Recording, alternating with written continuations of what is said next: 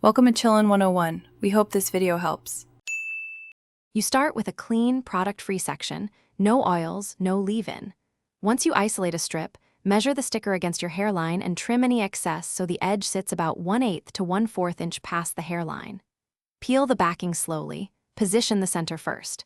Press firmly from center outward to push air out and create an even bond.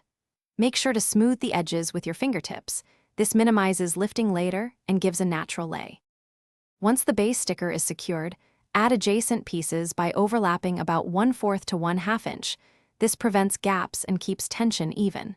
You want to heat seal each overlap briefly.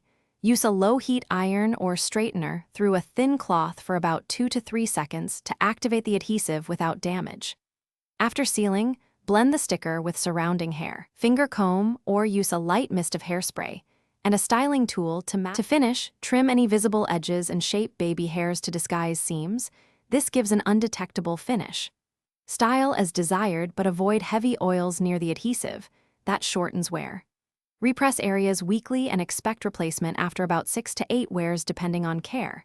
If part of the sticker lifts, stop, clean the area with alcohol, replace or add a small hair tape patch, then press and heat seal again. This fixes most failures without removing the whole system.